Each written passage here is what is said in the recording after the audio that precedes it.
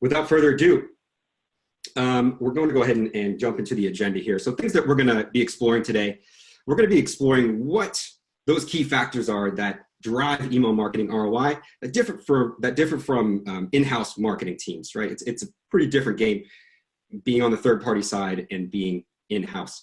We're going to be talking about setting a strong foundation, right? What are those bases that you need to cover as an agency in order to have the confidence to hit send on your clients' emails? Understanding your metrics, both engagement metrics and data quality metrics. We mostly think of metrics as engagement metrics, but we're going to be examining what influences those engagement benchmarks beyond just the raw opens, clicks, conversions. What are those underlying factors that influence all of those things? And we're not just going to be talking theory here. We're also going to be giving you real life examples of an agency that both Campaign Monitor and Kickbox work with now, Blue Tent, that really exemplify the principles and practices that we're going to talk about here. And then Mike is going to go into sharing best practices and examples for what to do with that information that you gather from your baseline. Once you've set that baseline, what do you do with that information? Actually building, designing, testing, deploying, and optimizing those messages. So what I'm going to do now is I'm going to go ahead and kick this over to Lauren. See if I can give her mouth control here and go on to this next one here. So Lauren, if you could take it from here. So yeah, let's start by jumping into some key considerations for agencies and third parties, right? So email marketing agencies can save clients time and labor by providing value-adding services, but ultimately their clients expect them to drive a result in the form of positive ROI. They often serve as an extension of a company's marketing team, but they're uniquely positioned to apply lessons learned across multiple clients and industries, allowing them to have a leg up on in-house marketing teams when it comes to applying the most effective methods, which they've been able to test at scale. What works for one brand might not work for others, but an agency's ability to try multiple techniques, to apply them as they see fit within that particular brand's objectives, but then perhaps to also find out that those same techniques will work with other clients of theirs or in other industries, allows them to get more creative. And it also gives them data to communicate the benefits of those methods to future clients who might be willing to try them out. We're going to spend a couple of minutes highlighting considerations that apply to third parties like agencies that differ from in-house marketing teams. So to combat difficulties with new client acquisition and existing client churn, agencies need to prove that they're driving ROI for your business.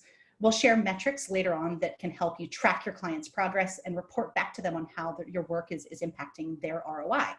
But agencies must be able to strike a balance between customization and scalability, right? On the one hand, they need to be able to personalize campaigns for clients in order to drive results and differentiate themselves from other agencies in the market.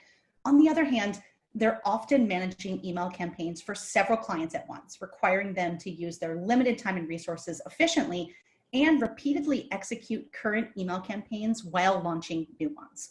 Finding that balance of customization and scalability for your agency can take time, but your efforts will pay off in the form of happier clients who are more successful, more easily retained, and more likely to refer new business to you in the future. Outsourcing all or parts of email marketing efforts to an agency can alleviate workload for clients. However, this can open up unforeseen or unplanned issues when it comes to security and privacy if proper measures are not taken. There's an ever-changing and expanding regulatory landscape when it comes to privacy and security. This growing body of regulations makes third parties like agencies more responsible and accountable for protecting the data that they come in contact with, even if the agency itself is not actually the one who's sending the campaigns or housing that data.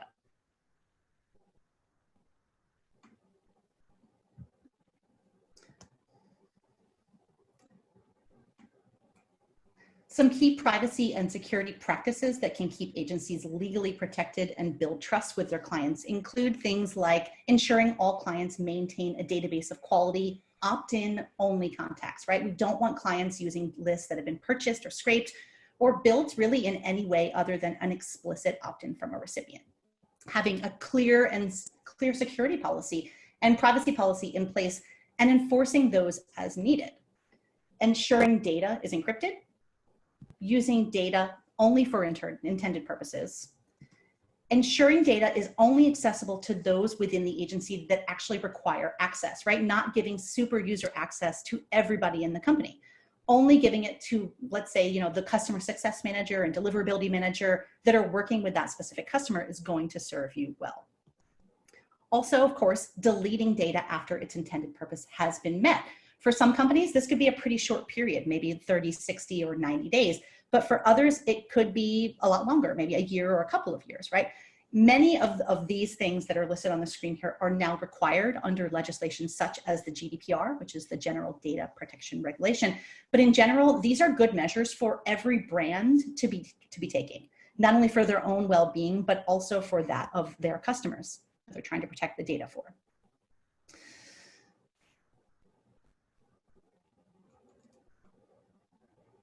Gathering the right information from new clients at the beginning of the onboarding process is also likely to drive results for clients.